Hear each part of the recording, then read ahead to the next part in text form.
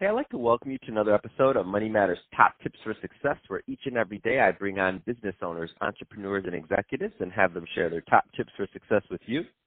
My name is Adam Torres. You can follow me on Instagram at AskAdamTorres to keep up with my book releases, book tour schedule, signings, all that other good stuff. Always love to connect with you there.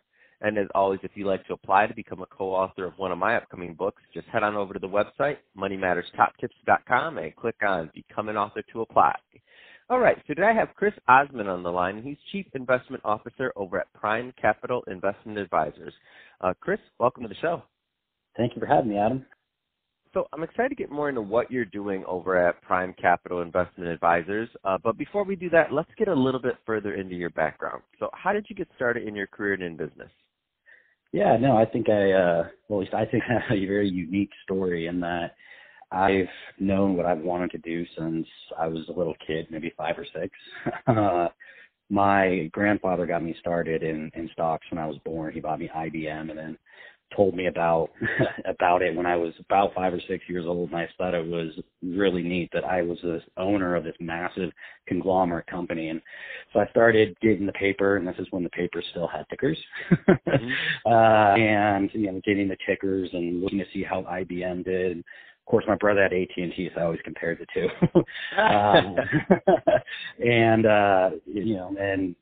Before I was reading, didn't look for articles and all that. Granted, I only understood like every 5th word, in the articles, but that passion for investments was started at such a young age because of my grandfather, and just sort of tailored my career, ever since even high school, taking college level accounting classes and so forth, and even selected my undergrad where I went to the University of Arizona.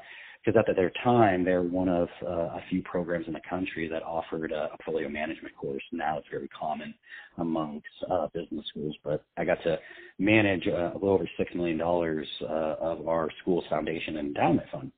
And so that was a really neat opportunity. And so I knew I wanted to get into asset management from the get-go.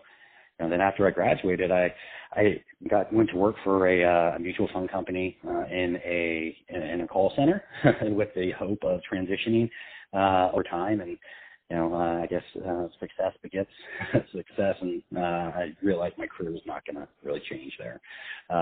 And so I was fortunate enough to get a job in trust department for Northern Trust, providing support to portfolio managers that manage over $1 billion in Denver, Colorado. And I've worked at a couple different trust departments before moving to Kansas City, and which is where Prime Capital Investment Advisors is headquartered. And I serve as Chief Investment Officer now. And then I've also been fortunate enough to obtain my CFA. So I'm a CFA charter holder as well as a CSP, a certified financial planner as well. Man, what a great story. I love it. You said you knew what you were going to do since you were 5. That's awesome. I love it. And, there's some people listening right now who are curious about the financial services as a career path. And what I love about your background is you've done many different things from different angles, and you've been on both client-facing and now also obviously on the management side also. So really interesting background there. So that being said, if somebody's out there listening right now and they're like, they're thinking about financial services as a career path, what kind of advice would you give to them? I would say, do your homework, know really what you want to do, and, take a real honest look at yourself, know what your personality is better suited for. I think making it as a financial advisor now, today, with the shift to, being more advisory in nature, no commission, it's a lot harder to make it because there's always a lag between generating revenue and so forth because it's built in arrears. And if you don't have that personality, that really entrepreneurial personality, be more sales oriented, it's going to be really rough go at it. If you're more analytics and that's what drives you, then I would urge you to really go down that path. Because you're going to be a lot happy, I think, in the role, and I think have a better opportunity to achieve success. That's awesome.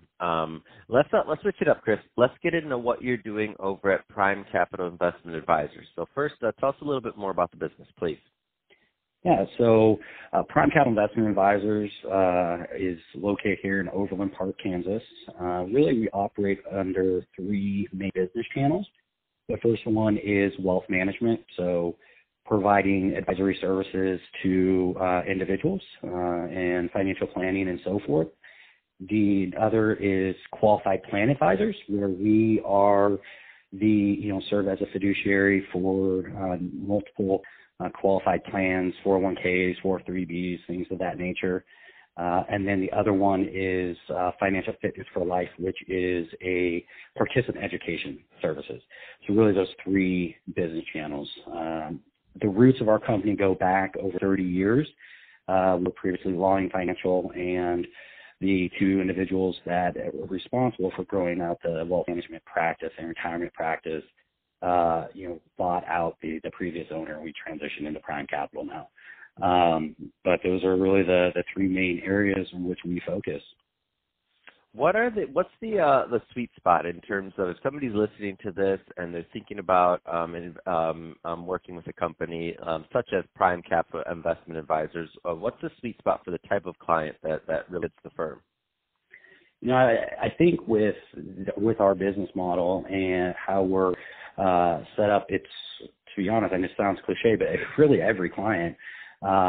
From the business owners on the qualified plans and retirement side, helping to promote financial literacy within their workforce, which we've done studies and can track the correlation between a healthier financial workforce creates to better productivity. With finance being one of the number one causes of stress, and demonstrating just with a few minor changes to financial behavior can have significant outcomes on behalf of the participants, which again, translates directly into more productivity.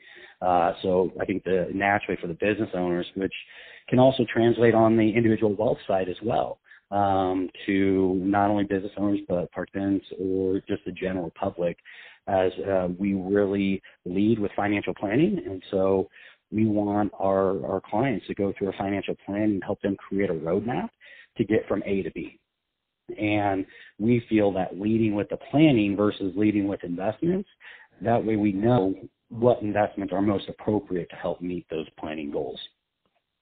That's awesome. And I can't stress enough the importance of financial plan going through that process. And, it takes some work on both sides, obviously. So the client does have to come to the table prepared to go through a process, right?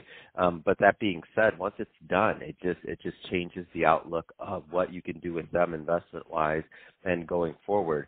Why do you find that so few people still have gone through in general, the financial planning process? Because that still just boggles my mind. Yeah, and I think you kind of hit the nail on the head there, Adam. It is a two-way street, right? It's not. It takes involvement from both people, and so both parties need to be engaged. And there's so many aspects of financial planning that people are uncomfortable to talk about, right? Sharing their finances with what may be a complete stranger takes a level of trust, and that's really hard to develop.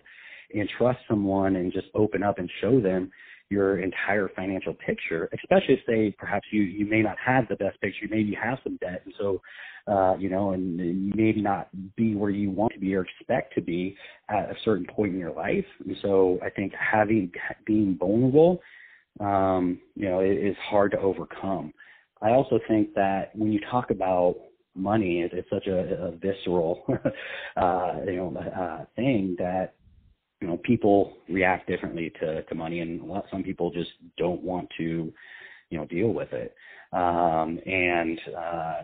I think those are some of the main hurdles that individuals, see when it comes to, doing financial planning. I always kind of liken it to going to the dentist. You never want to go to the dentist. You need to go to the dentist. It's never the funnest process sitting there getting your teeth clean and everything. But when you're done, like you said, you feel so much better. And so, I kind of liken it to going to the dentist. That's awesome. So, Chris, if somebody's listening to this and they do want more information on Prime Capital Investment Advisors or to learn more, what's the best way for them to get that info? Yeah, so there's multiple ways that someone who's interested can reach out. We do have our website, which is pciawealth.com.